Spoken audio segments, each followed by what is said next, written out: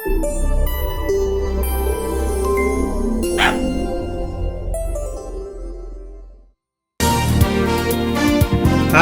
Hotel was garbage! Ha, motherfucking two! Written by Casting Whiskey, co-written by North. Check out their art page in the description. Oh no, I'm falling down a really big pit. Oh man, I've ended up back here. In hell. Hello everybody, welcome to part 2 of my review of Hazbin Hotel. The first video was me going through episode by episode and being a bit nitpicky and pointing out granular mistakes, but here we're going to be talking about the big picture stuff. We're going to be talking about writing problems, world building problems, the show's racism, the characterization. So this is going to be more focused. There was a lot of people saying in the comments of the last video that it's so nitpicky. One person was yelling at me like, you hate it because of this one character, and it was like one point I made for like 20 seconds in that, hour and 40-minute video. Like, no, I don't hate it because of any one critique. I hate it because of the cumulative effect of all of these. So I just want to make sure we understand the tone going forward. I am disappointed in an independent animated show not living up to its potential because I love independent animated shows, and the tone isn't that this is a cynical review of something I hate because I'm a bad lady who hates cartoons that you like, and if you like it, I'm out to get you.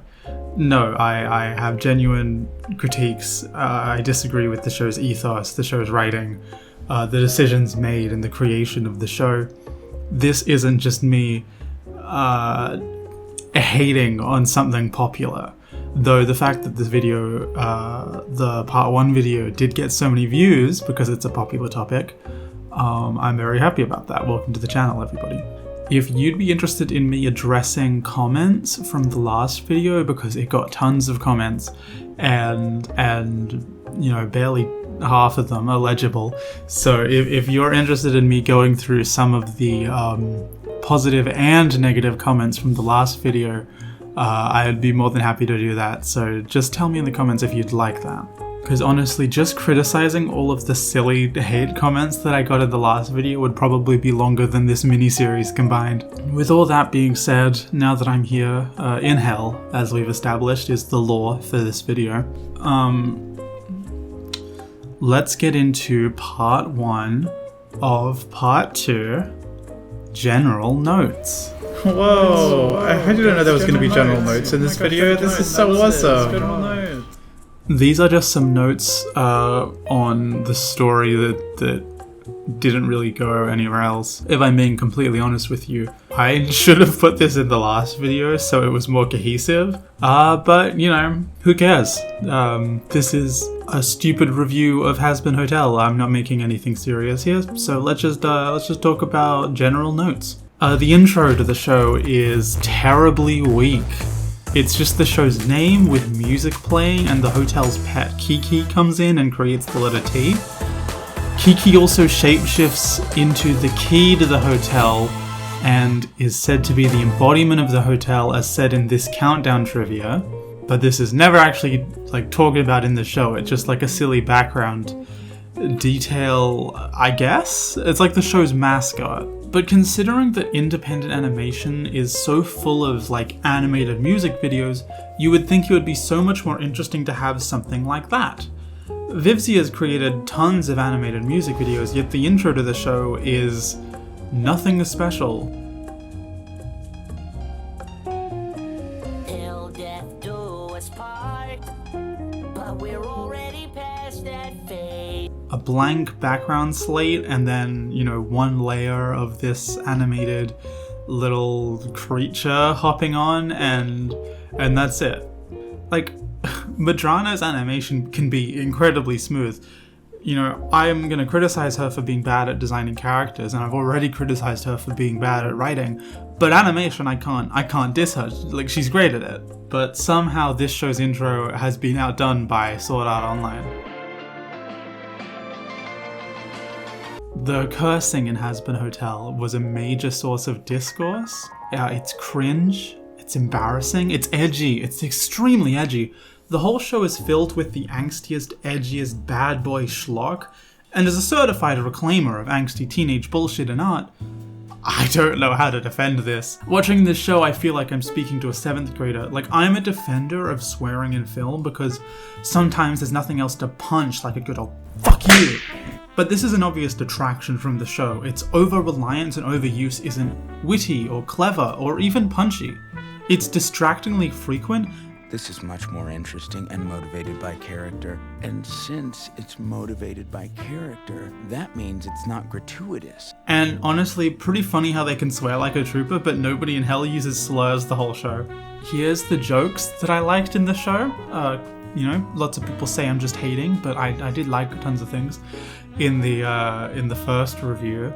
So here are the jokes that I liked enough to write down. So in episode 1, there's a piece of paper of the hotel, and Alistair has written best part on it, pointing to his only contribution, which I found funny.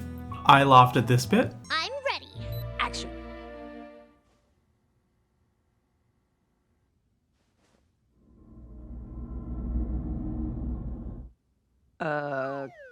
Cut.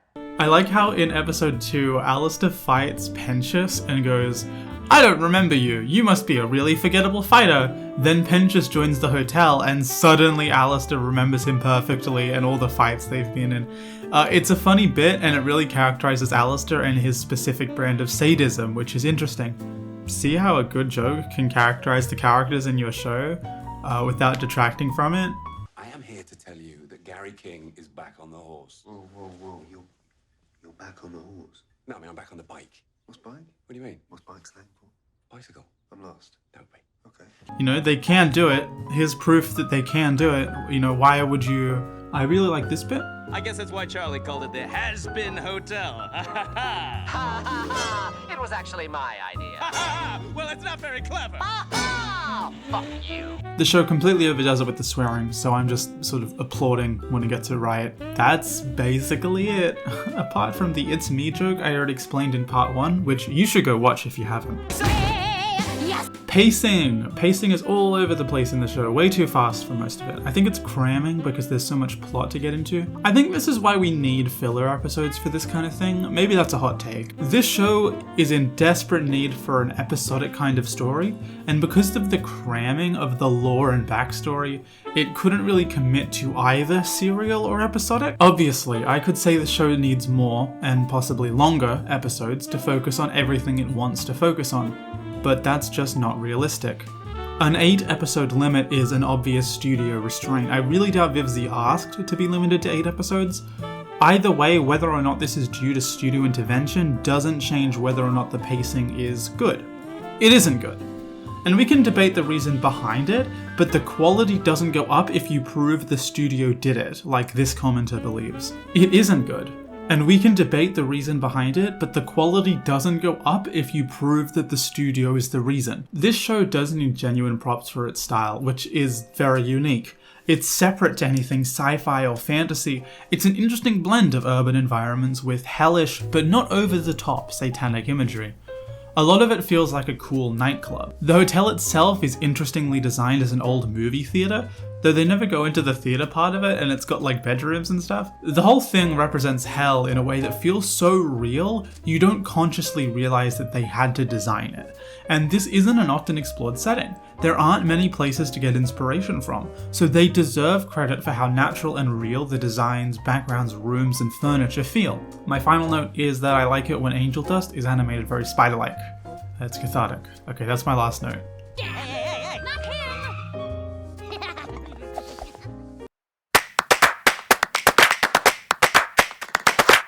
Back in the day, if you did a TV show called Surf Dracula, you'd see that fool surfing every week in New Adventures, but in the streaming era, the entire first season got to be a long-ass flashback to how he got the surfboard until you finally see him get to surf for 5 minutes in the finale.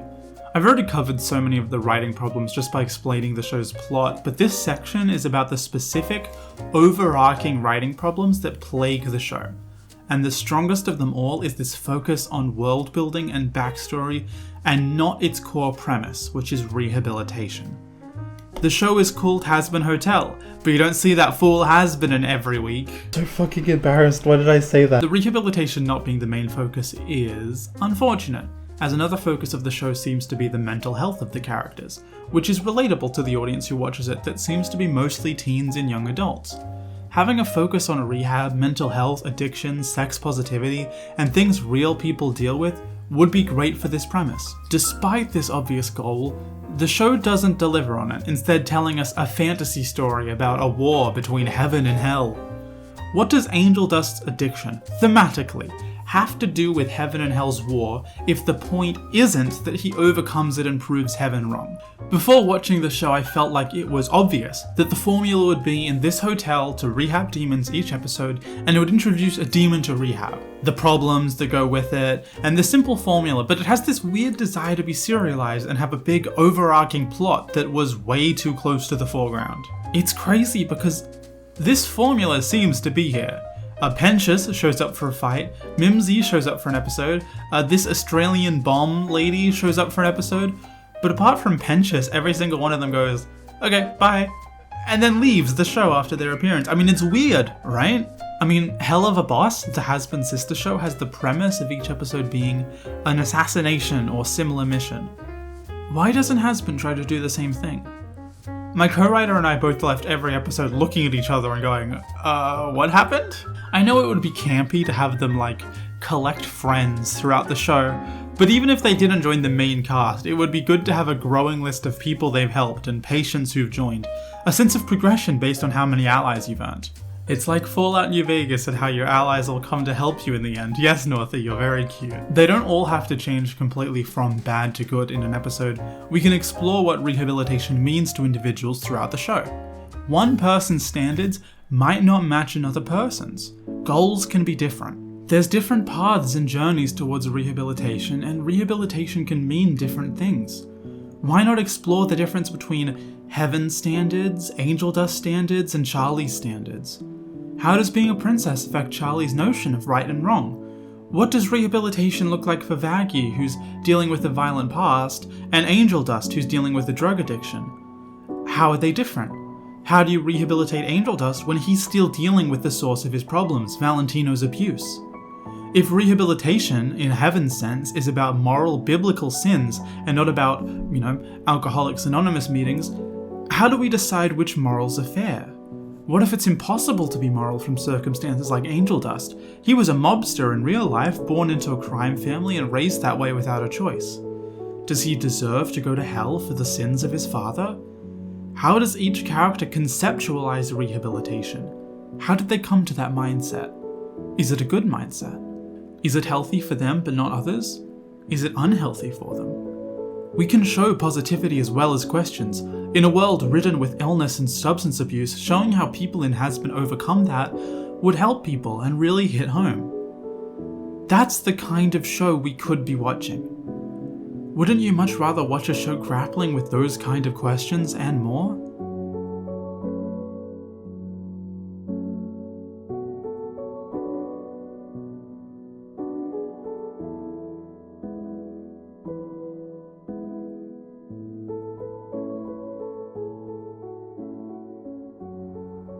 But all of that would require interesting character writing, and another major character problem is that Medrano can only write one character. Interesting character writing be damned. We need to have a scene where they go to court and Adam says some curse words and nothing fucking happens. I fell off my fucking chair. Not committing to the premise is the biggest problem the show has, and one I honestly feel sheepish pointing out. Like, if the show doesn't contain the hotel, the show isn't about the hotel. So critiquing it for not being about the hotel feels strange. I wouldn't criticize Doctor Who because they aren't inside the TARDIS, you know? But the pitch for this show wasn't to be Doctor Who. It was more like Community, with each episode taking place inside Greendale Community College. And in that case, it is right to criticize Community if they spent a lot of time setting up lore outside of Greendale. What if Community had one episode inside Greendale, and then every other episode, they're at a bar or somewhere else, and they're talking about how crazy Greendale is? I mean, remember that one time there was that guy who put pennies in people's butt cracks? Yeah, it happened off screen. They're telling us all about the rehab that's happening instead of showing us. They've got Charlie at this big conspiracy board saying, "Oh, I've tried everything." They have Pentious changing instantly in an episode. They have Angel Dust growing up in episode 6 out of nowhere. But we didn't see any of that. They're just telling us instead of showing us it. If you're interested in the If you're interested in the rehabilitation aspect of this show, basically what you're getting is watching a completely different show, but occasionally people read the Wikipedia plot synopsis of a different show, where the rehabilitation is happening. Oh no, Charlie Morningstar, we got a big problem. There's some conflict happening, and we gotta go stop it before it destroys us, and it destroys the hotel. Also, it's me, Vaggie. This is the character I'm being right now. We gotta go save the hotel, and also 15 minutes ago we did some trust falls, and I did some therapy with Angel Dust. But that shit's not important right now. Fuck that shit. We gotta go hunt 70 eggs to save the hotel from the Overlord's evil plan. So that's my defense for why I think it's okay to criticize the show for not using its hotel in rehabilitation. Maybe it wasn't a priority, but it clearly should have been. Yeah, we have parted ways with our closest, oldest, craziest, most racist, oldest, elderly, crazy friend. And he's not coming back. I'm back. So there's a rule in writing, and I've mentioned it a few times already. It's a very basic one. I remember seeing it on the wall of my 2nd grade class, all the way back in 1930. Show, don't tell. I was confused. I thought it was about show and tell, you know, like the kindergarten thing. And I was confused by the sign. But becoming a writer, I understand it now. You know what's really interesting? Working out a character's feeling based on their choices, acting, what they choose to share, and even what they don't choose to share. You know what isn't interesting? Working out a character's feeling because somebody told you. That's what show don't tell means. Hazbin fails this test a dozen times an episode. What the hell is that? Oh, hello, purple female. It's my new invention, the Skin Slayer 11,000. I'm really looking forward to shooting the other residents. What? Why? Everyone is being too nice. Obviously, it must be a lie. I can sense they are planning to kill me. But when? How? I must be prepared. In this scene, Pentious has some complex feelings. He's scared, he's somewhere normal for the first time. And that's a nuanced feeling to have. But instead of showing us this through his action and characterization, he just tells us his whole deal in like 5 seconds with this cringe dialogue that also makes me think, no, he's perfectly fine because he's being so openly honest. I'm autistic, my opinions often get disregarded because I'm being very honest about them. Oh, if you can introspect this hard, then surely your problems aren't real. But when you're writing a drama series, you know, it's different. In real life, sure, I think people should believe you when you monologue about the way that you feel, but in TV, the rules are different. These aren't people. I need to stress this enough because this is going to be the backbone of, like, this whole video. Characters in movies and TV are not fucking people. If there is an aspect of a character that does not serve the story, you need to change that aspect. If Pentious is the kind of person who's going to tell us his whole deal with like some cringy dialogue instead of showing us those emotions in an interesting way, you need to change him so that he's not that kind of guy. I will applaud the writers for a very interesting, emotive idea. Pentious is scared because he's grown up in an unsafe environment, now he's in a safe environment and it scares him. People are so honest here. But it undermines it all because it doesn't milk that for drama, it just tells us and then the idea is gone. It also undermines it. Everybody here is so nice and honest, so I'm gonna be so honest. What's wrong with you, guy? Episode 4, Angel Dust's very special episode, has Angel Dust repeatedly saying his feelings without really showing us. But there's a few moments, and there's one really good scene, which I talked about in the previous video, of him showing us those feelings. Most of the episode is moved forward by him explaining why he's not fake instead of showing us, or that he is fake and his reasons for why it's not bad and because it's what he needs to do to survive. But this really interesting idea, and again, it is really interesting. I'm not criticizing the show for having bad ideas, I'm criticizing the show for its poor execution of these really good ideas. This really good idea is executed completely improperly. There's no drama being taken out from this emotive idea, it's just being told to us. Hi, Editing Cassidy here. So to illustrate what I mean in this section, I want you to imagine that somebody describes to you all of the events of Lord of the Rings in about 5-ish minutes, telling you mostly facts and not really the emotive experience of watching. So you now have all the information you need to know the story and the characters, and you could probably roughly recite it to another person, but you wouldn't have had the emotional journey or really had any fun. You wouldn't have cried like I do at the end of every Lord of the Rings movie. Hazbin Hotel is, as I said before when I compared it to a Wikipedia summary, telling us a lot of drama is happening, but not giving us the fun of drowning in that drama, and feeling the relationships of characters expand and contract.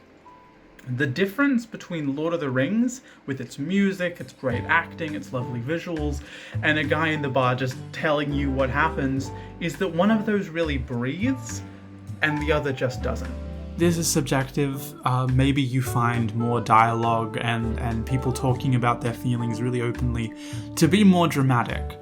I think that goes against very basic writing advice, but I suppose I could hypothetically imagine a person who really likes episode 4's character writing. I mean, you know, I still think that person should sue the hospital where they were born for dropping them on the head as a baby, but like, I can imagine them. Continuing to talk about show and tell, just in case you forgot what this is about.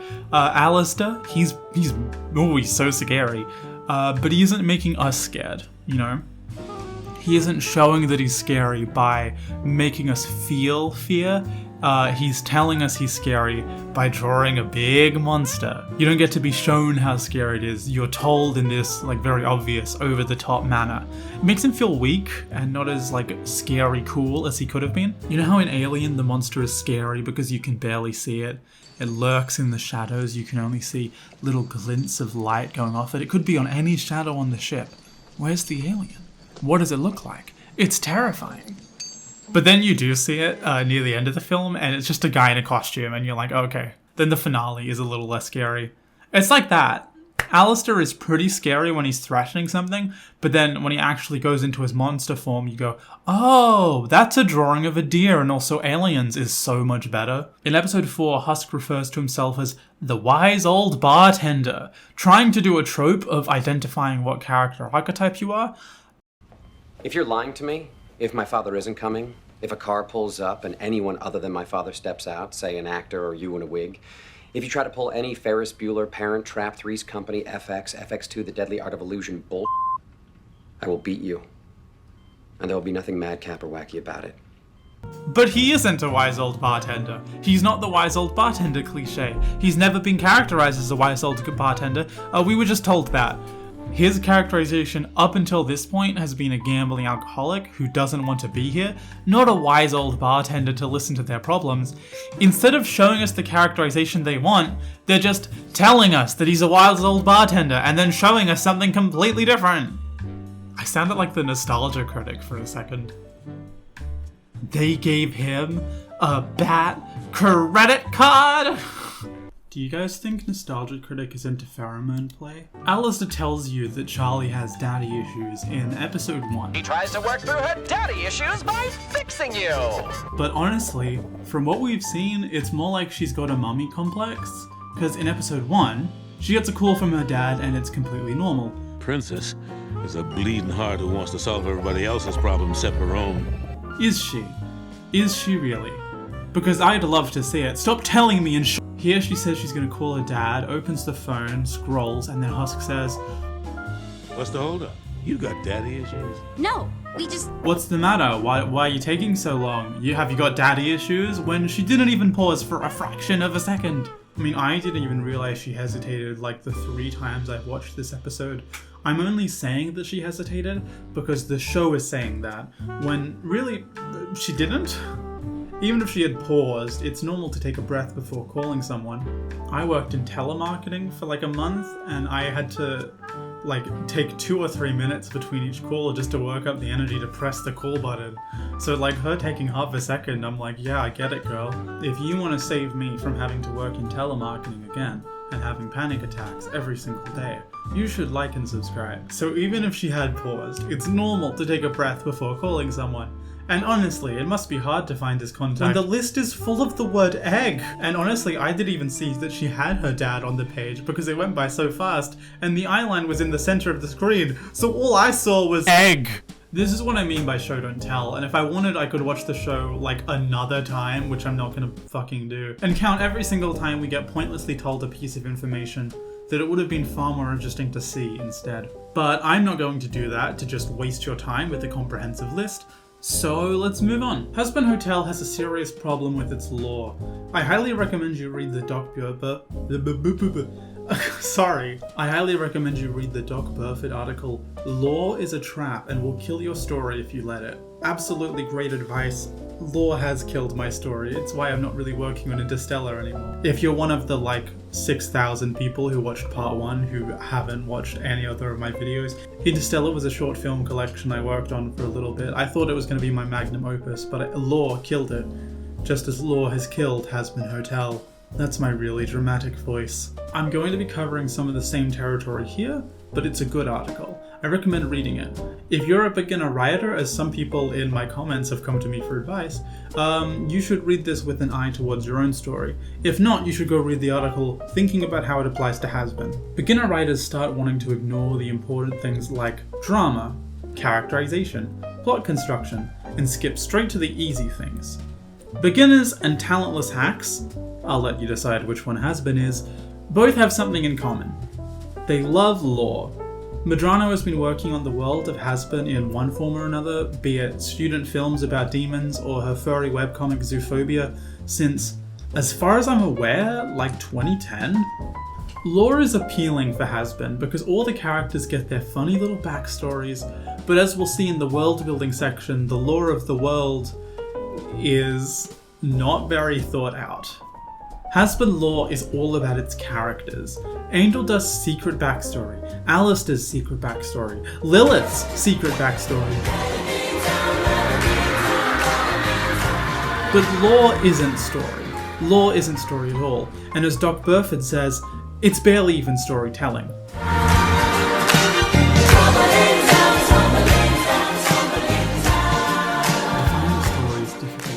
But maybe like meal or book, the best way to describe a story is that it is a container for a whole lot of different but tightly related things.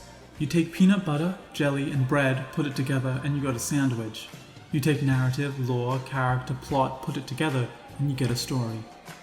Balance, then, is not all things in equal proportion, but all things working harmoniously in the perfect amount necessary to make the complete meal. A little salt here, a lot of steak there.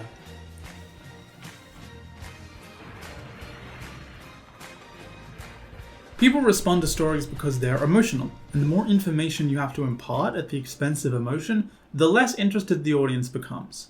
The purpose of lore drops should make you go, wait a minute, but that means, and not just make you go, oh, cool, more information. As Caleb Gammon says in his video Yellow Paint, the broad strokes of a story can move you, but an imaginary fact just tells you an imaginary fact.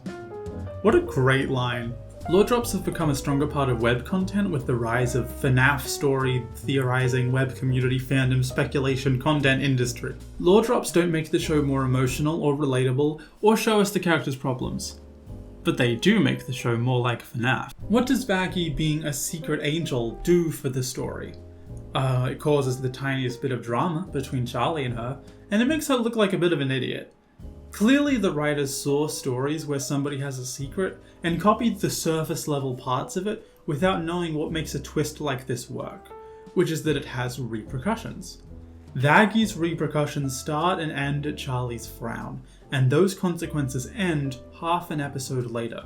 In Lord of the Rings, it's very important that the audience understands that the ring is bad and needs to be destroyed. This is like the second time I've mentioned Lord of the Rings in this series. In Lord of the Rings, it's very important the audience understands that the ring is bad and that it needs to be destroyed.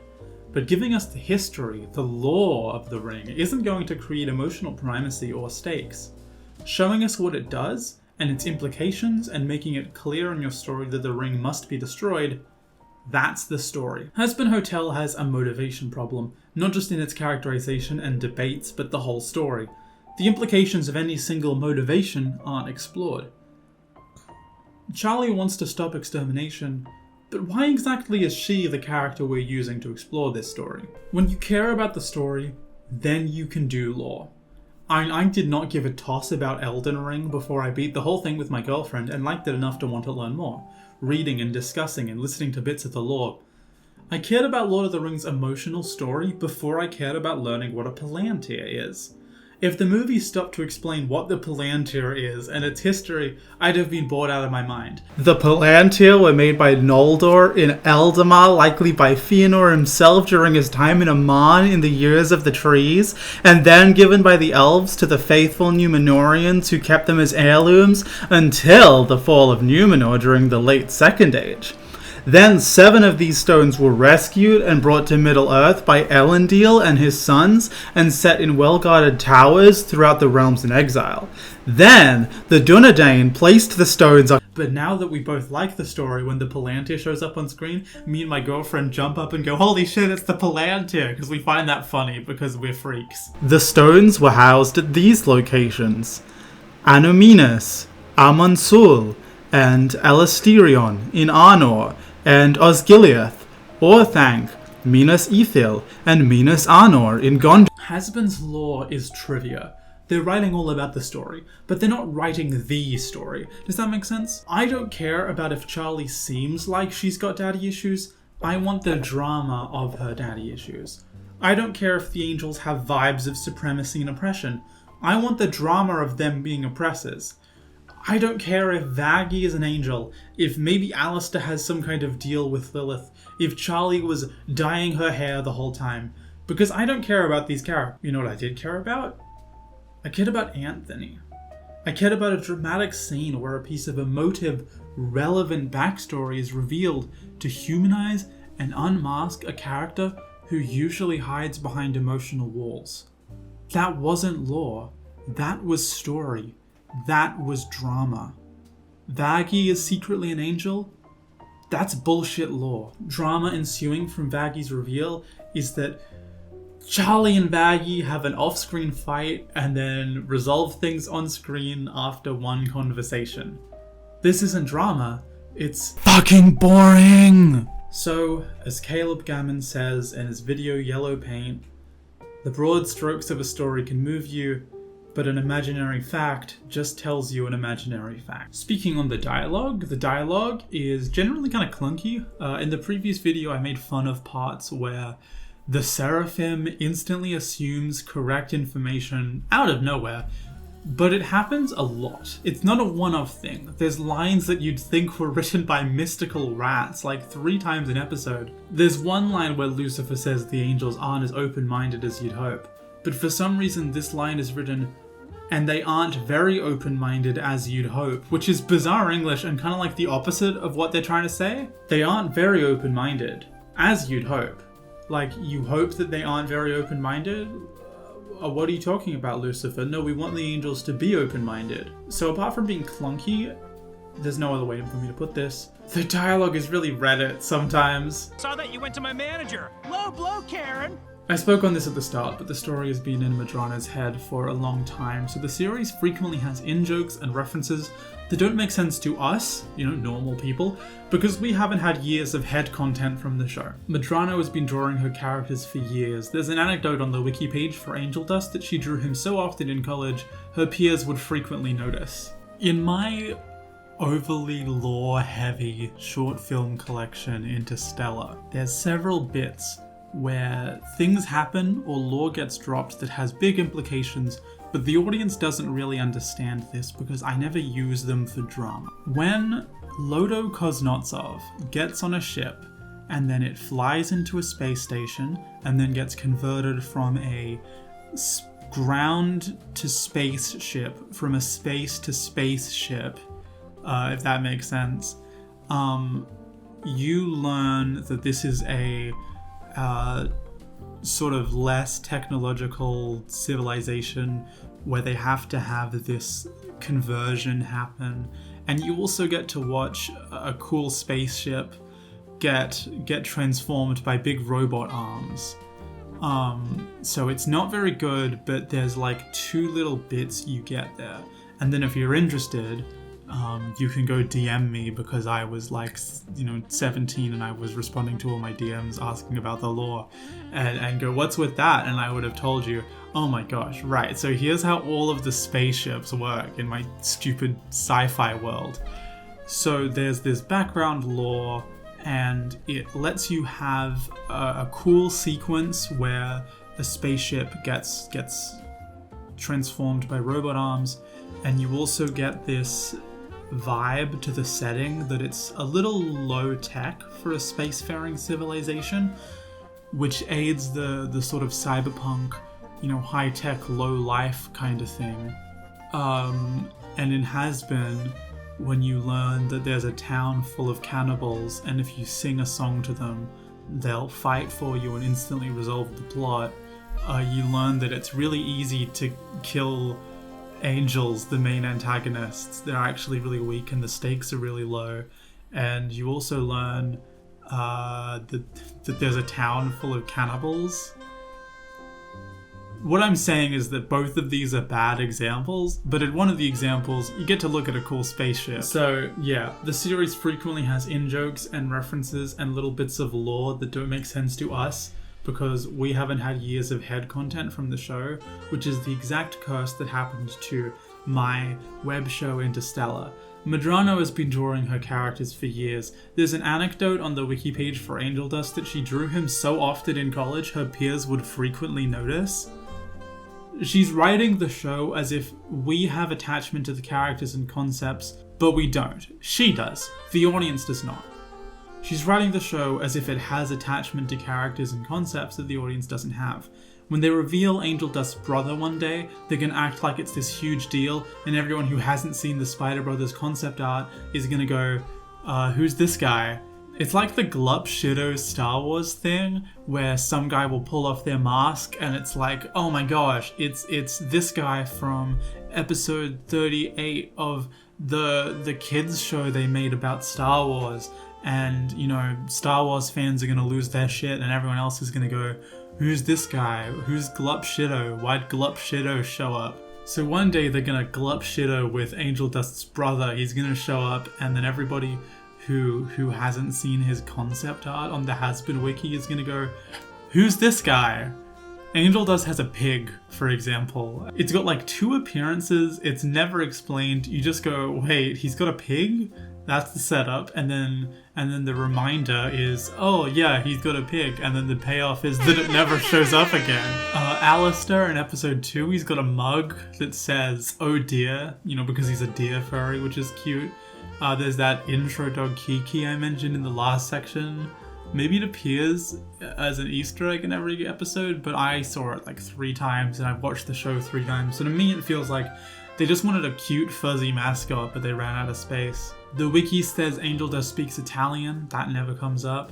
The whole world is just full of these extra details that do not matter, and unlike Star Wars, where a world was built up around an existing property, like they made a successful movie series, so they made a comic series with some background information for the die-hard fans, about what was actually going on Tatooine the whole time, that kind of thing. Here, we're navigating a story in a world where the story has to sneak in between the immovable objects of Madrano's decade-long hyperfixations. My co-writer adds, what is the story that Vivzie wants to tell? Why has she written Hazbin Hotel? Is it simply to entertain? Is it to tell a narrative of people fighting back against oppressors? Is it to show recovery in the characters? Or is it all of these? They are so cool. The inability to create logical debate between characters is another consistent problem in the show's writing too. We're gonna just discuss one example in depth because I've already mentioned it before and because it's like the most obvious example. So in episode 3, the overlords of hell find out that angels are mortal. They have a debate. One side says it's foolish to rush into battle not knowing what their weakness is specifically, and the other side says, shut up, you're irrelevant. No, I'm serious, that's the whole argument. The interesting discussions of characters having different sides is always pushed away to have a distinct right and wrong. In this case, having one character say, I'm a #bitch, and the other side has like the obvious rational answer. We also never get a reason for either character to have their point of view. The characters arguing for restraint against killing angels are the ones who know how to kill them. They don't want to fight the angels because they think it would put a target on their back. The character who's urging them to fight is Velvet, and as we've already mentioned, they have no reason to believe this or to take this course of action. What is Velvet's motivation? Why doesn't she fight the angels when it comes to the final battle when the only two things we've learnt about her is that she likes fashion and wants a war with the angels? So this demonstrates a failure to create logical debates in the show's writing and a failure to understand motivations in the show's writing. This whole thing just isn't character motivated. It's just the writers using the characters as like little puppets because they can't organically have this debate happen, but they need it to happen so Camilla can be secretive about her motivations, which then pushes the plot forward. Character motivations are constantly rushed and unexplained. The Seraphim is kneecapped as a villain by a complete lack of motivation. She let Adam do extermination but doesn't explain why, lets the hearing go ahead but doesn't explain why. Almost everything the head Seraphim does is unexplained and her motivations are unclear, contradictory, and uninteresting. She acts very sad about Adam exterminating people. Oh, if there was any other choice, I wouldn't let you do this. But then she refuses to consider a single idea proposed by Charlie. I mean, this is fine, like this cognitive dissonance in the leadership of an oppressive empire, that's a good point. But is that the point the show is making? Like, are you going to look me in the eye and tell me that Hazbin Hotel is making like a coherent point about the cognitive dissonance of leaders in violent racial hierarchies? Like, is that what you're going to tell me is happening here? Or are you going to tell me that the writers don't know what they're doing because they're complete and utter buffoons? The show's dialogue is very flat and conversational. It's a show about hell and magic and mobsters, so there's several places you can go with styling your dialogue, but it doesn't. So in episode 5, Alistair's backstory is explained in this sort of ghost story campfire kind of vibe. So you know when you're huddled around a campfire in your American summer camp and you're roasting some s'mores and you're telling each other ghost stories. When you're doing that, you don't just say like, you know, the guy had a hook for his hand. You say that his wrist was violently mutilated at its corona, and a hook, a long metal meat hook dripping with the viscera of pigs, was attached deep into the wound. You know, that kind of thing. And I know this is such a silly criticism, but Hazbin just struggles with this. So like when I'm doing this review, I'm using very matter-of-fact kind of language, and this is also how they talk pretty much throughout the whole show. Do you remember the van transition from part 1? Look here, for the actual worst transition in the show. What was that? He turned into an ice cube? Apart from accents, nobody has like a different style of speaking. Very rarely is there dramatic and exaggerated language. This is often even used for comedy, with Adam sort of stuttering, not knowing what he's talking about. Alistair speaks in an old 1950s kind of style. That's like the most we get. So they're telling Alistair's backstory here, and they're doing this spooky round the campfire horror kind of thing. And it's not being explained with dramatic, exaggerated language. It's being explained with, you know, this kind of conversational matter-of-fact language. Then he killed people. Then they were in the radio. Then people heard their screams. Instead of like, then new voices joined the choir. It's just, then new voices were added to the broadcast. It's not really prose, is it? So my co-writer disagrees with this, but I think it comes up enough times to warrant mentioning. The character's dialogue is flat and conversational for a show about hell and magic. And you know, I understand this. I'm not the best at prose either. You probably heard me stutter a bunch when I was trying to describe the meat hook. That's why I simply wouldn't write this. If I had the kind of big Amazon box they used in the making of this show, and I had A24 Pictures behind me, the leading studio in artsy independent films, I would use that connection and that money to get another writer on board, somebody who can fulfill the holes in Vivian and her team's skill set. I know there were other writers on board, so why didn't they plug these obvious holes in the boat? Oi! I just want a taste. Weird, but there's a kink for that, I'm sure. What, biting? This show does not understand kink at all. It does not understand the problematic gay things or the toxic Yuri thing. I've seen reviews calling it adult and queer, when it's the least queer and least adult depiction of kink or sex or any topic I've seen it address. You know how the Twilight books wanted to be very edgy monster stories about a problematic relationship, but it was written by a Mormon, so it all came out very stifled and repressed? You know how 50 Shades of Grey was about a hardcore sex life written by somebody who thinks a spreader bar is too extreme, and the most hardcore thing they do in those movies is fuck some ice cream? There's a kink for that, I'm sure. I mean, I suppose I don't need to explain my opinion. I hope you see the comparison that I'm drawing. YouTube law states that you can't do a video about 50 Shades of Grey without wearing fuzzy pink handcuffs or some other non-threatening bachelorette party level signifier of kink that inadvertently captures the dissonance between intensity of the marketing around 50 Shades of Grey as some really taboo pushing kink and the actual product. There's a kink for that, I'm sure. In the last video, you might remember I said this show was sexless. Elaborating on that. I don't think this show needs more people to fuck, but it needs the energy of that. It doesn't have the energy of people into hardcore kink, and it has characters who have sex, but we never see that represented in an adult way. Angel Dust is constantly making sex jokes, and that's childish, you know? This isn't an objective critique, it's really in the vibes space, but I think I'm dead right about this. So I know I've mentioned it in the last video a bunch, but this is a new video and we're in the writing section, so I think it's worth repeating.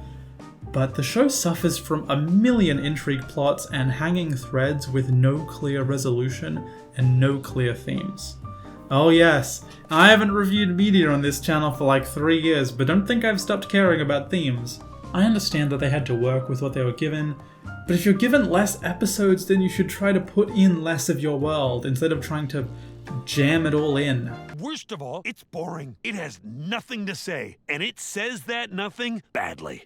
It has ill-defined and unexplored themes. It cares little about the sociological storytelling it props itself up on. It ruins all attempts at talking to addiction or rehabilitation by not even trying to rehabilitate people or define our metric for rehab. I mean, you could claim that Charlie was trying, but can you tell me how the exercises she's doing help rehabilitation? Here's what I wanted to say to wrap up this section. It bases so much of its something on morality, but never explores any character's morals. Almost every character is equally violent, every character has similar vices, no character makes mistakes that they get called immoral for except for the villains. It bases so much of its something on morality. But there's a problem. So much of its what? I mean, it's not its world, it's not its themes, it's not its characterization, it's not its ideas, it's not its message. The show vibrates with morality at its core, but the lore doesn't get related to the show's themes, which are unclear. The show has vague attempts at themes: the rehabilitation, the corrupted heaven and hell system, the angels being oppressive, but they go entirely unexplored with no roots in any other part of the story. The story tries to revolve around the extermination, while adding in lots of lore and world building, but in turn that makes it harder to focus on the extermination, even with it being the main motivation. The show, vapidly, tells us it's about morality and sin and rehabilitation, and then puts none of that in its creation. None of its characters were built for rehabilitation. Characters constantly come to the hotel and then leave without being redeemed, and that ties into the themes being decided after the characters were made. The problems of this show are hard to unpack because they are a terrible knot of showing and not telling, violent and edgy characters being written so similar, a lack of themes, a lack of interesting narrative construction, bad characterization, and more. There's only one character, so nobody can express themselves, so they don't show, they tell. Nobody has clear motivations, because everybody's the same, and the themes of the characters don't match the direction of the plot. No sinners can rehabilitate themselves. Dialogue is bad because the writers write how they talk. That makes the prose bad because everybody speaks like that, and everybody has the same characterization, because nobody in this show stands for any greater ideas or themes. Whoever wrote Hazbin Hotel, whether it's Vivian Medrano or her co-writers and staff, they aren't good writers, and these problems are a hard to untangle web of interwoven flaws. I'm not going to be able to prove whatever the original sin behind Hazbin Hotel is, whatever made it be this way, but it is this way. It is. The biggest complaint in the comments of the last video is my idea that Hazbin has one stock character template, which I defined as like a skinny twink, morally grey, sweary, violent, and mobster aesthetics. Personally, even if the characters have slight variations, I still think I'm right about this. Characters are similar in their writing and design and characterization, with just one extra bonus idea stuck on them. Angel Dust is the Hazbin character, but sex and drugs. Alistair is the Hazbin character, but scared. You want to tell me that Alistair's whole thing is jazz? Okay. You point to when they play jazz music. You point to where they play jazz music and I'll believe you. So personally, even if they have different, very slight variations, I still think I'm right about this. Even if they vary in tone, they are all on the same frequency. They're all on the same wavelength. Their problems and their flaws all come from a very shared pool of very basic stock adult quote ideas like trauma, tragic backstory, bad home life, addiction, abuse. The threads of abuse that tie characters together is never really explored, because abuse and trauma aren't the point of the show, only buzzwords to draw from. The character's writing ethos is the same for all. The minor variations don't make the poor quality of character writing any better. I hope scenes I've mentioned, like the trust fall scene, the finale, everything about Angel Dust's flat characterization, everything about Vaggie, I hope this serves as evidence enough.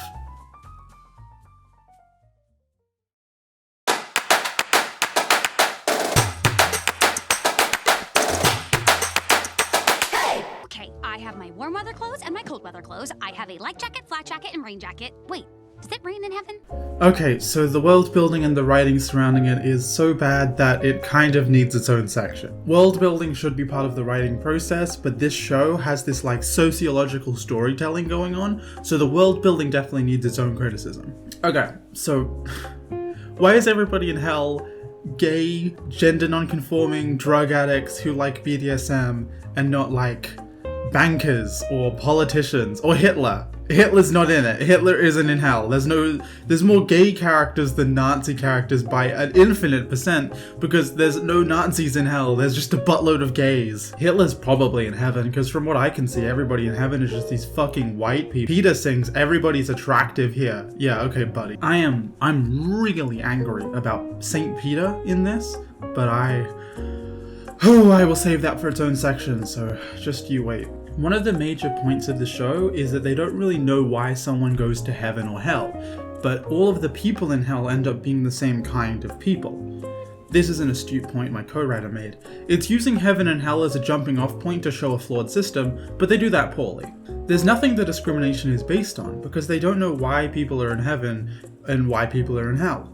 The weird way that the show puts all the gays in hell kind of thing sort of props up like Christian homophobia, and there's a general vibe in the audience that I've seen in Reddit posts and stuff, that the reason there is so many gays in hell in this show is because it's like Christian hell, But Christ isn't in this show.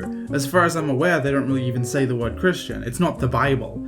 If it was the Bible, the serpent wouldn't have been Lucifer, St. Peter wouldn't be white, Adam wouldn't be white, hell would be empty, to be honest. The show follows Christian rules, like Evangelion follows Christian rules.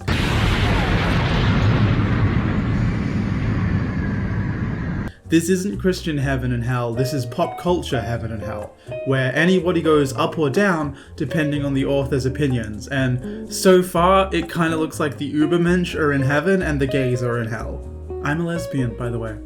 Okay, so let's finally criticize the opening narration like I said I would in the last video. Look, I just filled a loose end better than this terrible show ever did. So the opening narration has little relevant information to the actual plot of the show, but just addressing what we get introduced to free will as a distinct concept in this universe. When you get told something in the first 30 seconds of the show's important looking opening, you sit your white ass down and listen. Together, they wish to share the magic of free will with humanity. So instead of talking about some of the more important concepts that are going to be relevant in the show, like the very underexplained thing about how people in hell think angels can't be killed, we instead get like actually introduced to the idea of free will as a distinct actual concept in the Hazbin universe. So heaven created Adam and then Lilith, but Lilith turned down Adam's marriage proposal. So what we're told about free will is that people didn't have free will, and Lucifer gave it to them in the form of an apple, and after that they had free will. So how did Lilith turn down this heaven-ordained marriage proposal? Adam demanded control, and Lilith refused to submit to his will. They even say they, quote, wish to share the magic of free will with humanity, and Lilith is noted for her fierce independence. But surely independence from heaven's plan for the two of them is impossible before the existence of free will. Together, they wish to share the magic of free will with humanity. So in the Hazbin verse, free will is basically the reason for hell existing and for everything, but it's a messy concept. We also get, in episode 1, when this knowledge of free will is fresh on our mind, Alistair telling us that he can make people stay in the hotel without their consent, which makes me think free will isn't an important concept to the show. Spoiler alert, it isn't. So why does it make such a big damn fuss about it in the beginning? It's like Flawed with its opening intro about dust. This opening also gives us the assumption that heaven originally intended for there to be no free will, no sin, no hell. But doesn't that make the people in hell more like Lucifer's victims? And the order heaven had worked to maintain was shattered. And more importantly, what was the plan behind all this? The whole point of shows like Good Omens and actual Christianity is that the existence of sin is part of the ineffable greater plan. But here it is, deliberately, with intention, deviating from standard Christianity, or even just assumptions about Christian mythos, to show us that heaven did not intend for any of this to happen. This makes you wonder, what was heaven's original plan? Why did the angels have free will? Surely they'd be much more interesting antagonists if being an angel made you follow heaven's original plan that excluded free will. That's just like one idea off the top of my head I thought of in like 5 seconds while writing this. Imagine how many more cool ideas they could have if they had sat down and thought about this more. There's so many interesting ideas you could have with this concept, but they mostly just disregard it. I bit my tongue while saying that one. I hope you can't tell. Lucifer has one idea for the direction of creation, heaven has another. The discourse between these two ideas, their validity, whether Lucifer's idea should be wiped out for heavens to take place, is an interesting conflict with a moral debate, and dynamic writing can emerge from that. What do the demons think of this? What does Lucifer think of this? Did he make the right choice when in the timeline of events we're shown he was thousands of years younger? How does a more modern Lucifer feel about this? The show tells us that he's kind of depressed about it, and it would be interesting to explore that. You have the writer's wet, dream. Nobody can just create like such a fantastical, crazy, different world and know that you've got an audience for it. Usually you have to build this shit for ages and ages. If I wanted to tell a story like this, nobody would watch it. But here you have the wet dream of writers everywhere to have a definite audience and be able to create a whole ideology and society that no matter what you write will be kind of believable because of the non-human part of angel society. You could create an incredibly interesting conflict here. But like I said in the writing problems section, interesting debate or character differences are never explored. The show prides itself on its grey morality, but never explores it. It's just an excuse for its characters to be assholes. For with this single act of disobedience, evil finally found its way into Earth. Warhammer 40k likes to talk about how it's the darkest, grimmest story ever, and all the characters are morally grey. But the thing about that is that it isn't an excuse for characters to be assholes like it is here. It's sort of an explanation. Any attempt to be a good person in that universe is met with punishment, if not from other people, from the universe itself. It's a sad, dark universe. Lots of fans kind of go, oh, if everybody's evil here, I guess I'm allowed to be evil too, and they start becoming fucking fascist. But the idea is supposed to be that it's such a messed up universe that it is so hard to do the right thing. Hazbin is about doing the right thing. It is about rehabilitation. And it does not care. It's built a world that emphasizes sociological storytelling and how all the characters are kind of morally grey, but it doesn't explore that, doesn't do anything interesting. It's just an excuse for characters to be fucking assholes. So none of this lore is ever elaborated on. Heaven's original intentions are left blank. Lucifer's farting around has just created this huge historical fork that nobody complains about and everybody adjusted to. Heaven had this plan for humanity to be basically robots, and 100% of the population ends up in heaven, and then evil entered the world, quote, and quote, humans got free will as a concept, and the idea/project Heaven was working on just vanishes. Maybe it'll be a plot point in season 2, but I really doubt it. I think season 2 is going to be about the V's, and then this season is the Heaven War season. So it's obvious, and I don't even have to preface this by saying this might be wrong, but I think it's obvious. They wrote Hell first and then explained afterwards how it was made, sort of working the timeline backwards, which is fine, that's how everybody writes. But in this case, they didn't do it properly. There's these weird holes. Heaven's motivation is strange and unexplored. What was Heaven's original plan? Why'd they give up? None of this is elaborated on. Hazbin Hotel uses its own lore built completely from scratch with Christian aesthetics, but still uses obscure Christian lore to seem clever, like them knowing who Lilith is or knowing who the Seraphim is, which is literally a joke in Deus Ex about how only people pretending to be smart know who the Seraphim is. One example of deviation is the fruit is called the fruit of knowledge here and it grants free will, but original Christian mythology is that it's the fruit of knowledge of good and evil, and that humans had free will from the start and the fruit was a purposeful test. I think the show could do more to world build the universe with more of a complete mythology, since it's going to start from the start, and if it's going to coat-ride Christianity, do it interestingly. I find the things they change and keep the same boring. I wish it would commit to one or the other, because Christianity has some bits that are actually fucking scary that they could include, but the deep stuff they do include is all just surface level. If the show isn't meant to be Christian mythology, which it isn't, it's meant to be its own thing, representing the pop culture idea of hell, in which case it's weird when it starts making specific references to Christianity like St. Peter, Lilith, and so on. Pop culture Adam and Eve doesn't include Lilith, and a world where you reference Lilith is weird because they're acting smart for referencing Lilith, but then they also don't know that the snake isn't Lucifer. In the Bible, it's actually just some other guy. So, okay, here's an example to try to allegorize what I'm talking about. I'm gonna make a Robin Hood story, and I include some obscure facts about the time, like the names of local lords, and having Robin Hood's name be more accurate to the time period, and I change the clothes to be more realistic, and I make the arrows have realistic feathers, and I went to some lengths to point out how Robin Hood wasn't actually involved in the Magna Carta, and that's a pop myth, and you think, okay, this show's going for an interesting tone, it's trying to be like historical realism, and then I change it so Robin Hood steals from the poor and gives to the rich. And you go, what?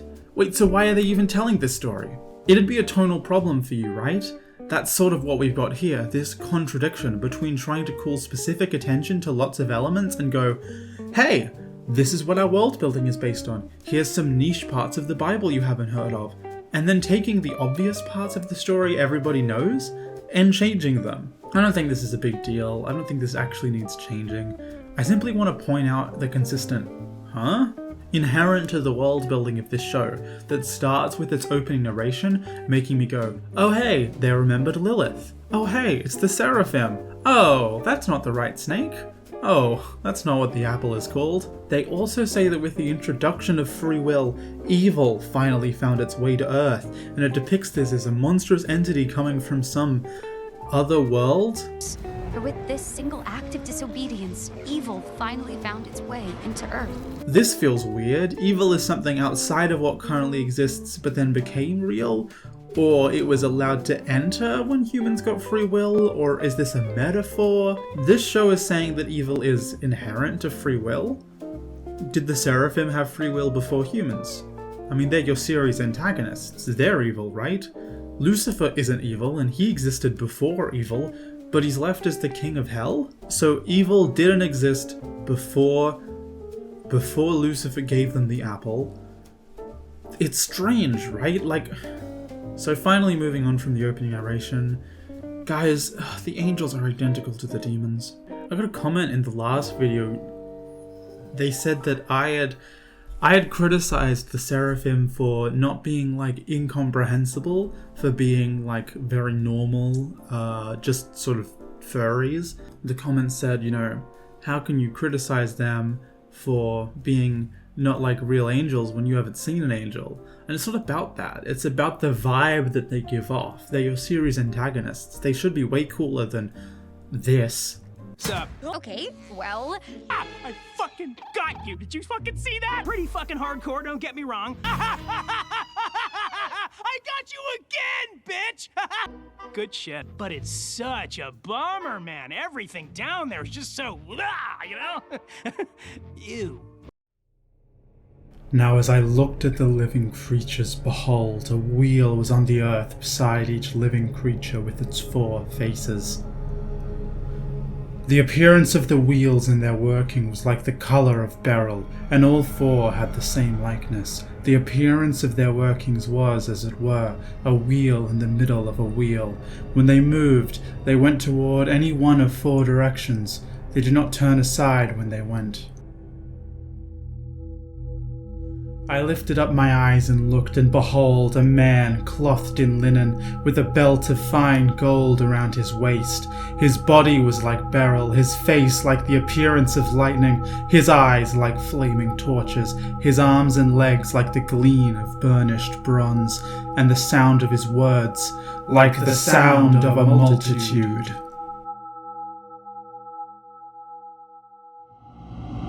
Their entire bodies, including their backs, hands, and wings, were full of eyes all around, as were their 4 wheels. Hey, I thought you wanted equality! No, our shared problem of overpopulation in hell. Oh! Well, that's not a problem.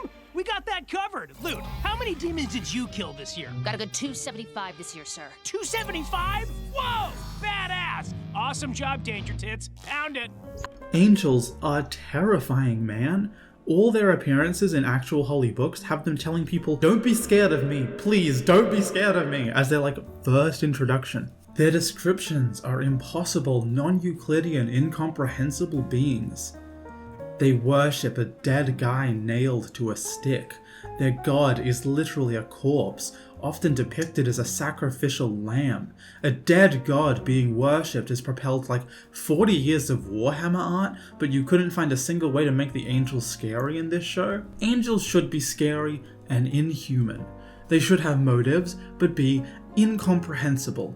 Their scale of time should be endless. There's so many directions they could go. Devout zealots to a dead god. The priests of a sacrificial religion that would kill everybody in the end. Inhuman bureaucrats completing a divine plan. Bored immortals uninterested in change, seeing themselves as babysitters more than allies to the humans. Moral beings of such high intelligence, they just can't understand humanity and constantly make choices on humanity's behalf that misunderstand what causes human happiness and ruin lives in the process while believing they're helping. I want to share 3 examples from other media of cool, maybe even scary examples of the way religious aesthetics can be used to create cool villains. In Far Cry 5, a game with terrible writing and worse gameplay but cool character writing on their villains, you begin the game escorting the cult leader Joseph Seed in a helicopter. But unfortunately, due to video game rules, the helicopter does what every video game helicopter does, and it crashes. Joseph sings throughout the cutscene. He sings Amazing Grace.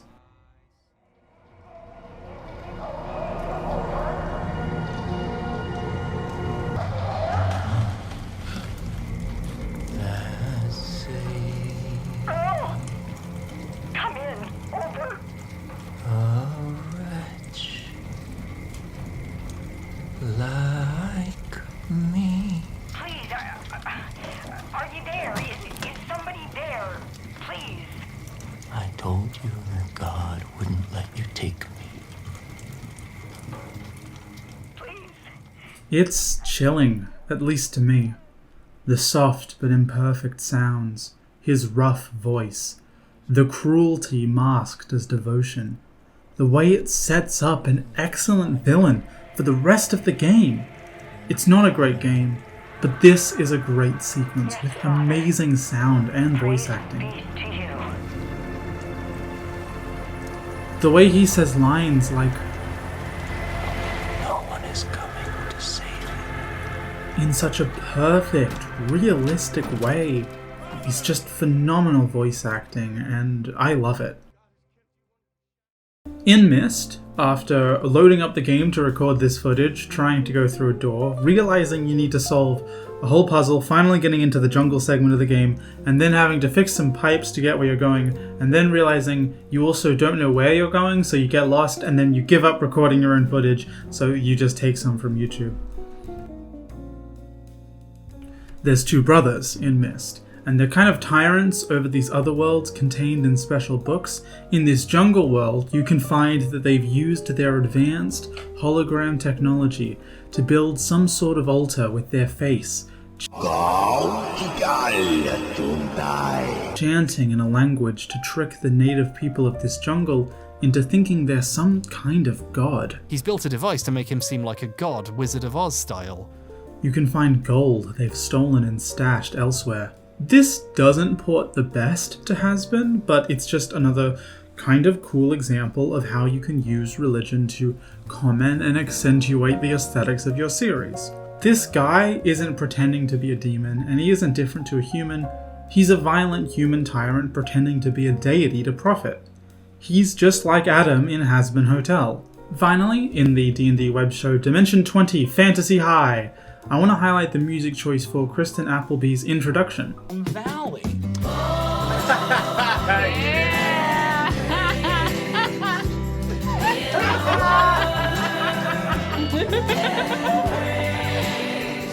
Oh, Lord save us. This gospel music is everywhere in real life, and with it follows behind real-life extremists, like those American Christians who hunt immigrants, or the FLDS cult who trafficked children.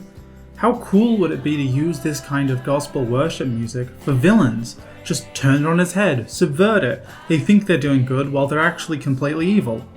Just like Amazing Grace in Far Cry 5, imagine if Adam was devoted and badass instead of lame and sarcastic.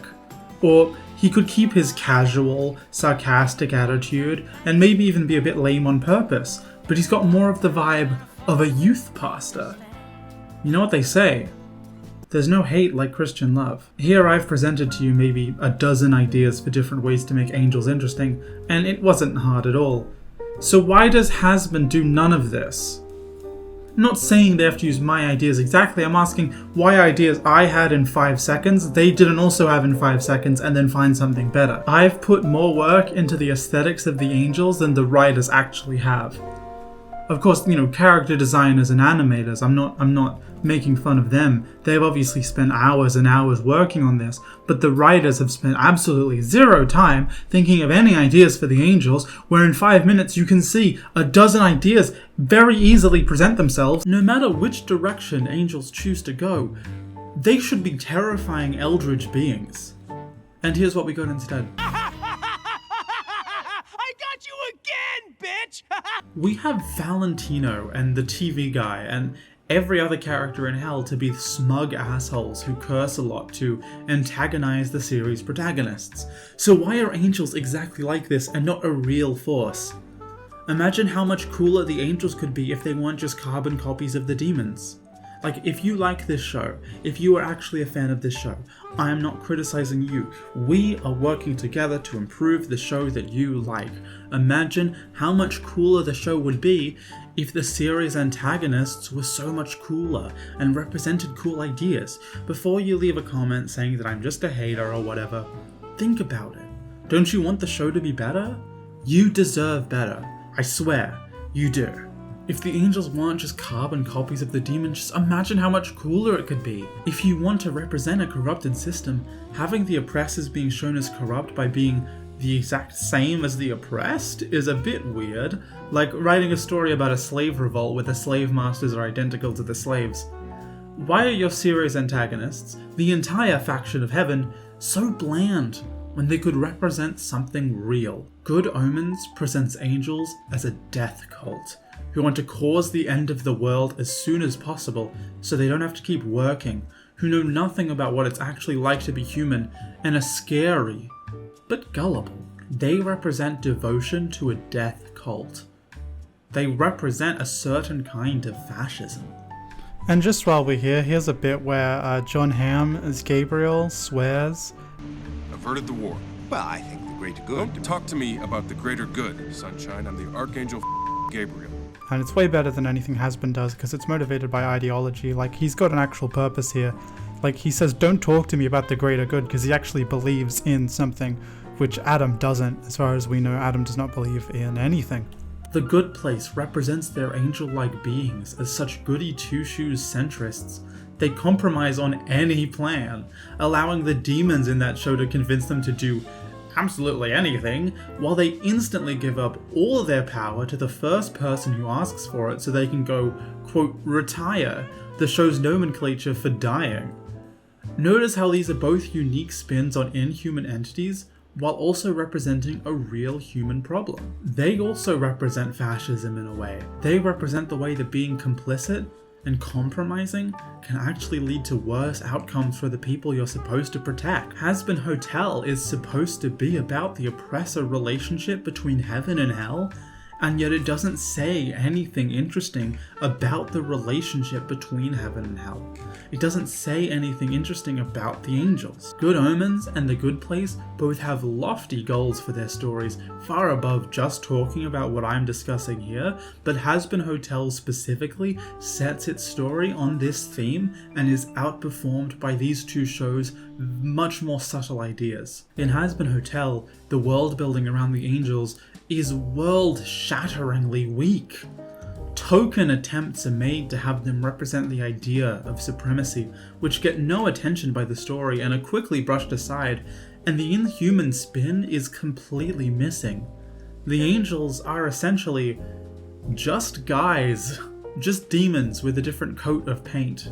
Hazbin's world building makes no difference between demons and angels, as in Seraphim or Lucifer or Charlie and so on who are born angels, and humans who end up in hell or heaven, who are also referred to as demons and angels too. This chart is honestly the funniest fucking thing I've ever made. Adam and Alistair and Anthony are all humans who died and went to the afterlife. They don't need to be inhuman, so keep in mind what I'm talking about here.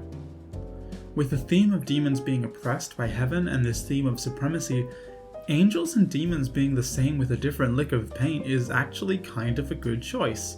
It highlights there's no real difference between them. They're all just humans who've ended up on different teams in a war they're not really a part of. But the fact is, they use the word angel and demon for everybody, whether they're human, infernal, or divine, which means the show makes no difference between real angels like the Seraphim, who should be unique, and humans like Adam, who should be, well, humans. What I would do is keep having the demons and angels as the same, but with different like team flags to emphasize they're the same, but only the humans like Adam. That emphasizes the oppression theme they're going for. But then the higher ups, like the Seraphim, they can be more inhuman, clear that they're controlling the human angels. It's all part of this bigger war, but the real sufferers are the humans in the middle, the working class at the whims of the bourgeois. That emphasizes the oppression theme they're going for. My next fix is to do something with that because it is useless as is. The actual angels, those who run the place, they need to be scary and unique and represent not just the idea of supremacy, but a facet of supremacy. For example, in my overly world-built and messy project Interstellar, the main evil faction has 3 leaders representing a different element of fascism. The evil, imperialist greed of this guy Mikhail, the financial sector's involvement with this character Noah, and the bullshit racial science that isn't real in canon with this guy, Male. The angels can't just represent the idea of oppression as a concept. That's not a story, that's a sticky note. They need to say something about it. Just like Valentino can't just do abuse and he needs to bring something new to the table. Hell should be used for world building to make these big, loud, over-the-top villains. Heaven needs to be unique. I genuinely think Adam would be a way better character if he was in Hell. He already fits what Hell is, and he's a human. He literally is the first sinner. He should end up in Hell.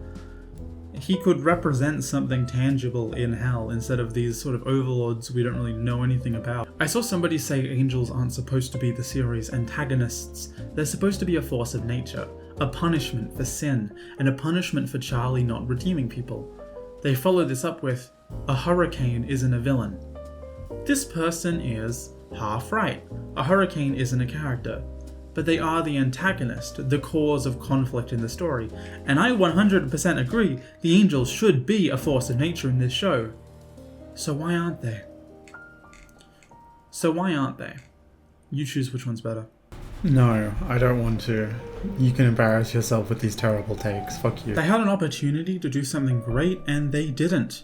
Don't think I'm just complaining about heaven being too similar to hell. Heaven being a reflection of hell isn't worse than heaven being a unique entity when you show what it means for heaven to be evil. But in that, Hazbin Hotel utterly fails. And I'll tell you why. Because Medrano can only write one character. The angels are written exactly like the demons. We actually got a cool, scary angel image in the pilot. Guys, this is good energy, use this. But in the actual show, these guys look like this. I fucking got you! And they're not really the angels, they're just Adam's goons. Basically no different to the scary hordes of easily killable demons we've seen in the rest of the show. Heaven is boring, the world building is boring, the characters are boring. Adam is identical to all the demons we've seen. The other angels we see, like St. Peter, are just like Hell's demons, but with the evil switch flipped the other direction. The design of Heaven is boring, and most disappointingly, the themes shown by Heaven and the angels are boring. Here's a world building problem from the audience's perspective, and it's that even though this show starts with an opening narration and acts like it's starting fresh, you still need to have seen the pilot to know what's going on sometimes. But sometimes things are retconned from the pilot, so also you need to remember it's distinct, but if you're watching the pilot as well, this means the opening introduction to setting is in the second episode you'll watch. Also, if you're seeing the show for the first time on Amazon, how will you know to go on YouTube? And if you did realize you need to do that, maybe your next question will be, wait, do I also watch these music videos? Moving on from that nitpick, I'm just going to say here that they spend no time in the hotel and it's pointless and that's bad. I've talked about this way too much, so we're moving on. But it's bad. Okay guys, why is Adam an angel if he invented sin? I saw one comment on all the dumb Hazbin Reddit posts I read for this thing that it was about his privilege as the first human, which seems like too much of an extrapolation from nothing to accept. Adam is in heaven with his wife Eve, and he talks about all the women he's dating, which aren't Eve. Adam, can you do that in heaven? Look, Adam doesn't have to be a good guy.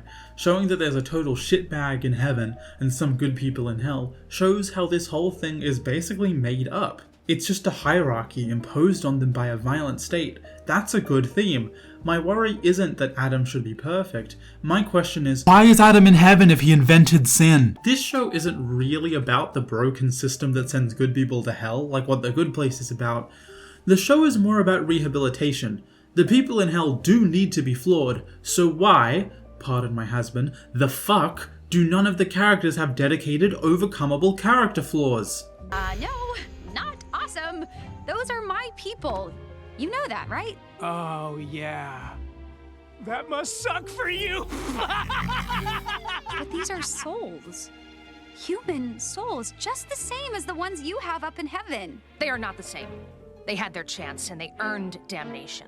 Why doesn't Charlie try to relate to Adam being human? Adam could've, would've, should've ended up in hell. I don't understand why Adam is in heaven. Neither does the show. So there's 4 characters in the opening narration we meet, and we can basically group them by couple. Adam and Eve, and Lilith and Lucifer. Only counting the humans who we see in the show. Adam and Eve eat the apple and invent sin.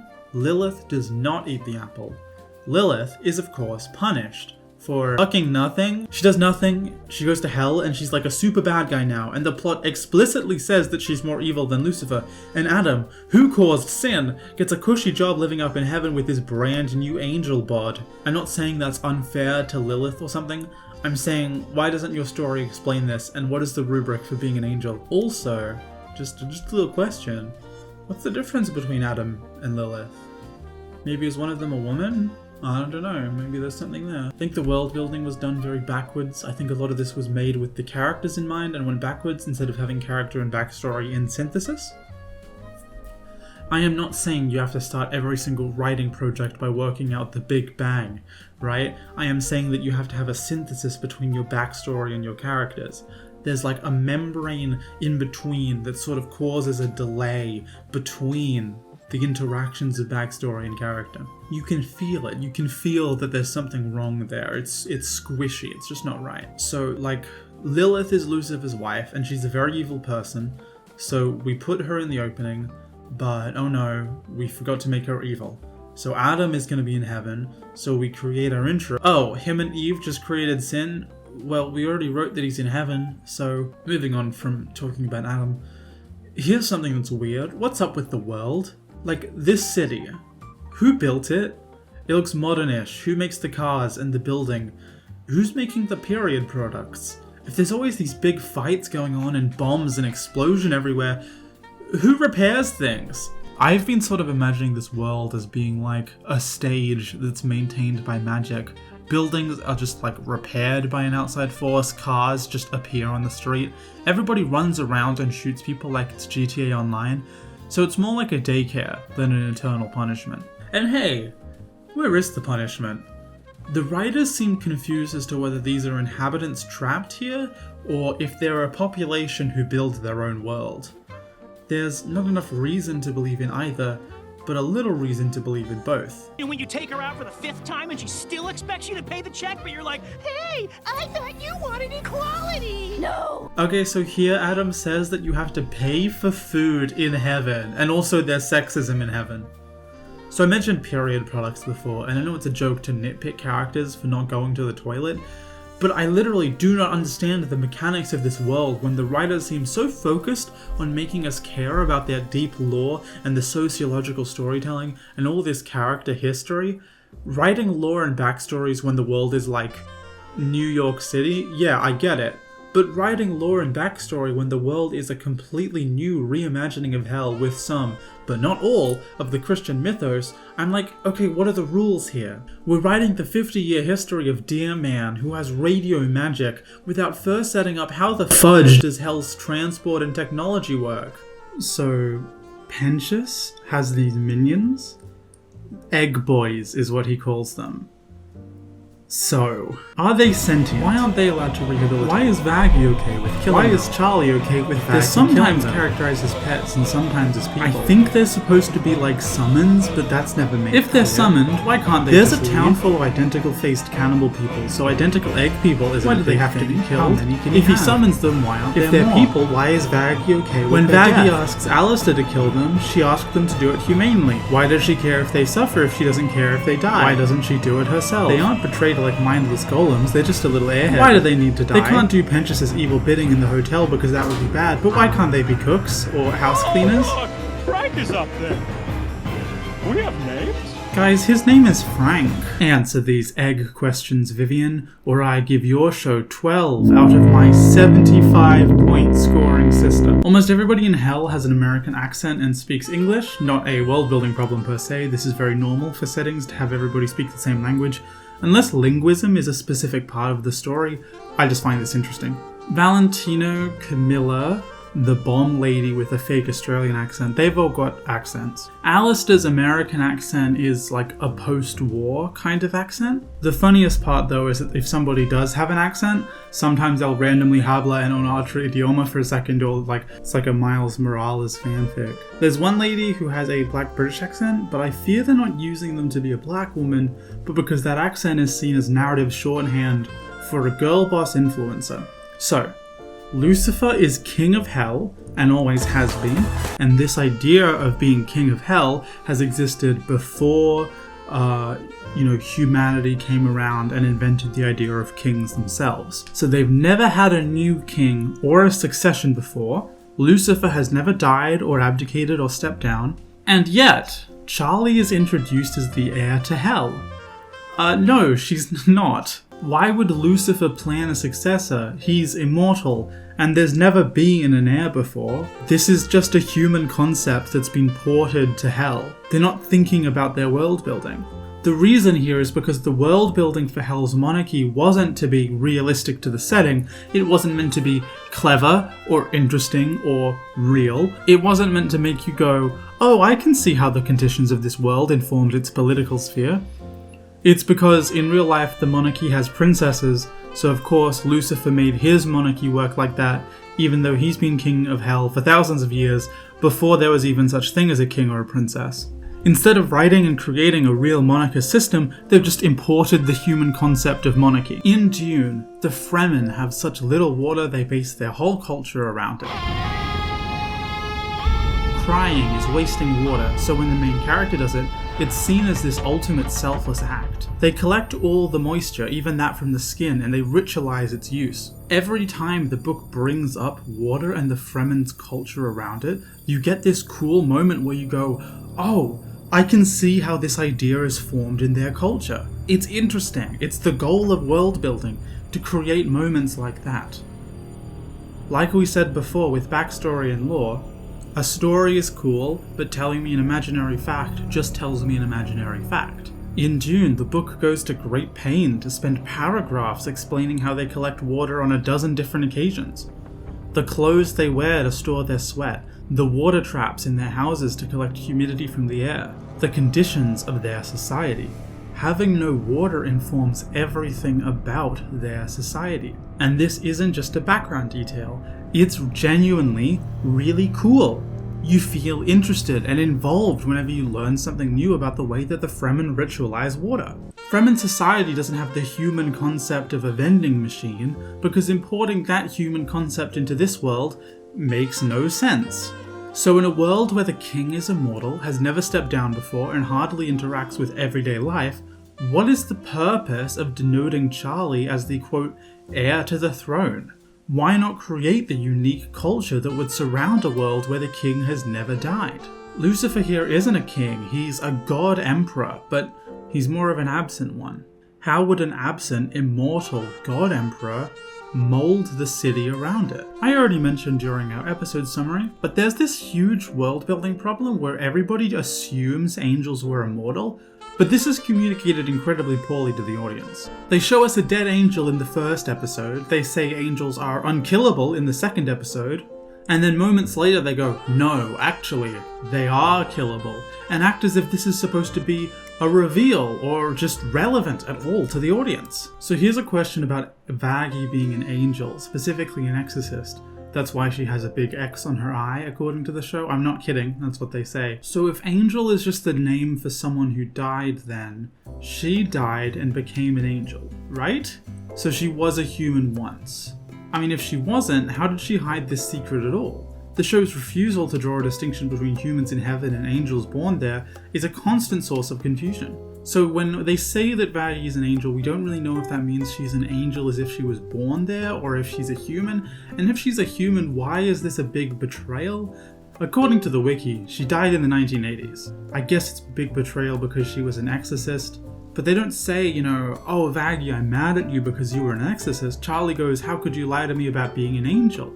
It all goes back to this world building problem where they haven't made a distinction between humans and angels for some strange reason. But okay, she's a human. She died in the 1980s according to the wiki. So let's read the source on that, because they don't actually mention that in the show. Oh, it's a tweet by Medrano.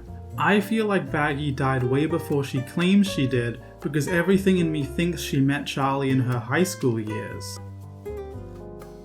What fucking year is it even? Nifty was born in the 1920s. Vaggie is born, unspecified date. Nifty goes to hell because of accelerated aging? This whole thing has to refer to events as years before present because nobody knows when the show takes place. Oh, wow. This is the rot behind the whole show, because every claim about the world building has 10 contradictory sources for random bits on Medrano's Twitter and the YouTube channel and AMVs and the pilot and the show itself. The whole thing isn't a story, a crafted, carefully modeled piece of woodwork, but a hyperfixation, a foil ball made out of Easter egg wrappers. It's a hobby. It should not have been made into a show. Something brand new from scratch should have been made. Why does nothing revolve around the themes at once? Because Medrano wrote everything 8 years ago and thought of the themes yesterday. Why are the angels boring? Because Medrano wrote the events of the story 5 years ago and shoved the angels in later.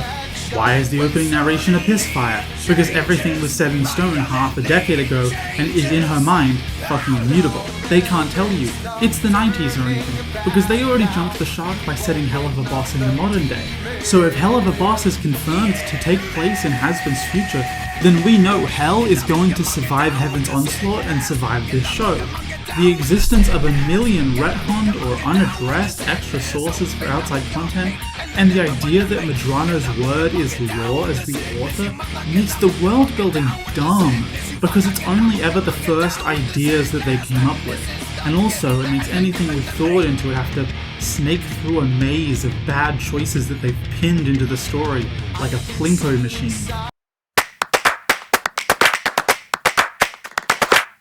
Congratulations, you made it this far. You must have no life, or no very, very cool life. This is the final section of the video. Here we're going to be talking about the animation and the design. I don't have as much to say on this as the writing, because I have a lot less positive things to say. And to keep you entertained, I'll be putting everything I've ever animated on screen. Just for you. You're welcome. Haters of animated shows, especially ones about women, like Roweeby and Hazbin, often attract a weird kind of criticism, and I want to avoid that. If I wanted to be lame, I could just point out weird animation problems like this. Ding! Adam eats chicken wings, but the animator. This is a really weird composition. Her feet don't even touch the floor. Ding! Who lit this lantern if it's up in the sky? Checkmate. Ding! But there are serious problems with the animation in this. The designs are overcomplicated and over-designed. If I was an animator on this project, having to draw all of Husk's stupid card suits every single time, I'd probably kill myself. The designs are honestly shit. There's no cohesion between any of them. I feel like Husk's stylization and Angel Dust's stylized sideways head just aren't the same universe. The characters are all twinks. They have twink syndrome. If you don't know what twink is, which I figure a lot of people might not be gay in my audience, so they probably don't know what a twink is, it's a type of American candy. All of these characters have these crazy matchstick waists, and it's the first thing everybody noticed. I don't need to explain this, it's just bad, it looks rubbish, it makes everyone feel more like a stock character, they all look like they were drawn from a template. Twink Syndrome also makes the silhouettes for every single character pretty similar, though not identical. I guess Adam is pretty cool. Every character seemingly has just one idea behind them, so Alistair is this red 60s jazz guy, the red being more velvet than it is hell. It's all to do with this speakeasy 1920s jazz scene. Angel Dust is Porn Spider. Why does Husker have a bow and buttons literally patent on his fur? Oh, what? Oh, someone's handing me the design documents. Okay. Wait, it just says the word casino. TV Guy's design is especially discordant. He has these giant blue teeth, a square head, and a twink body. He's so garish. I do not know how this man eats or drinks.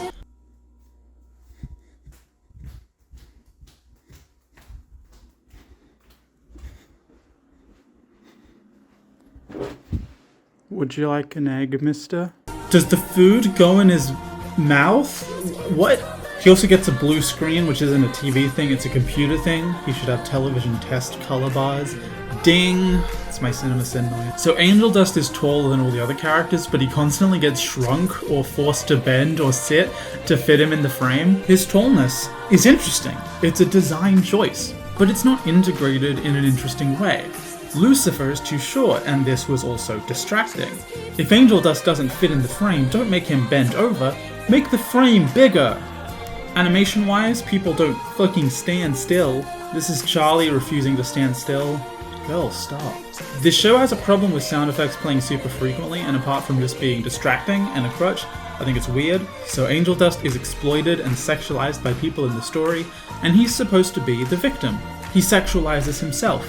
It's meant to be commenting on how he isn't the perfect victim. And yet when Angel Dust says, "Ooh, you can exploit my holes, Papa," there's a non-diegetic wolf whistle. That isn't in-universe sexualization. That's the sound editor choosing to sexualize a character out of universe. This is betraying the show's themes.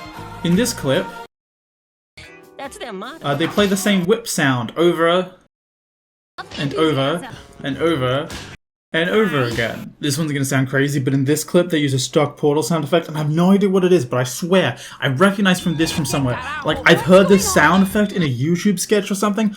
Oh my gosh, it's driving me crazy. What's going on?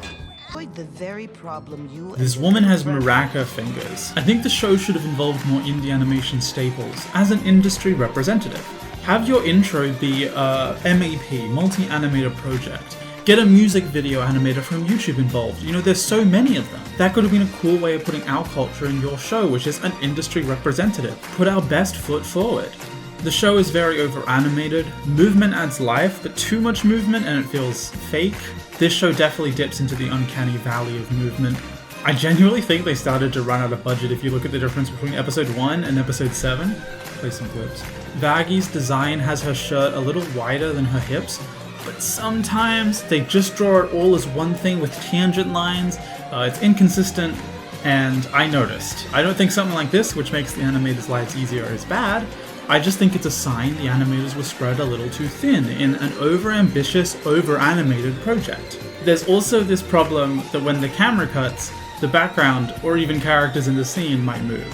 It feels like teleportation. Here's a montage of a bunch of times it happened, but there's so many of them, I decided to just keep it short. Charlie moves relative to the table. Angel teleports and loses 3 feet of height. In the scene at the Overlord table, the angel head and blood teleports or disappears. discussion. Oh, extermination. We can take fucking exorcist. Mayhaps 'twas not by a demon's hand at all. It could happen. So Grandpa is too. Did you expect us? Story group attending. Velvet also teleports a lot.